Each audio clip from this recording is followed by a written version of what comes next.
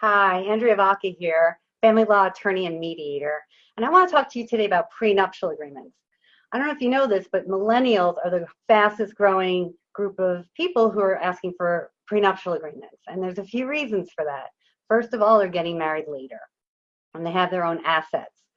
And that's the second reason. The third reason is that they don't want their parents' divorce. So they know what happens in a bad divorce, and they just want to make sure they have an agreement that's going to make things a lot simpler if the marriage ends. So I have a checklist of things you might want to think about if you're considering a prenuptial agreement. So I'm going to go over just 5 of those tips today. One, the first most important thing is let your partner know that you want a prenup. Don't surprise them with it. Talk about it. Let them know, and I suggest bringing this up at least 6 months before the wedding. Any closer to the wedding and you're really going to risk bringing a lot more stress to the situation than you need to.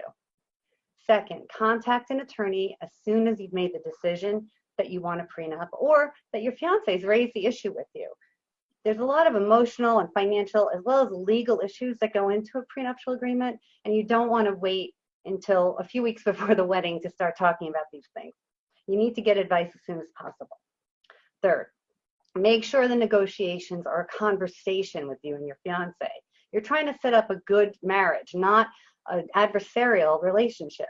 So don't rely on the attorneys to do that negotiation for you. You really want to talk to each other and have attorneys that are encouraging you to have that conversation. Talk about what's most important to each of you. And that's how you're going to get an agreement that works and you both feel secure with. Fourth, make it as simple as possible. You can't address every what if that might happen in your marriage. And the attorneys will help you figure out what really needs to be addressed and make it as simple and clear as possible. And fifth, remember, this is your agreement. It is not your parents' agreement. It's not your friend's agreement. It's not your buddy's agreement. You can get that feedback from them, but it's in the end, it's your marriage and it's your relationship. And you'd have to figure out what works for you and your fiance. So if this sounds like something you're interested in and you'd like more tips, I have 8 more tips on a checklist. Email me at info@vaccalaw.com, and in the subject line, just put down prenup checklist and we'll get that right out to you. Thank you.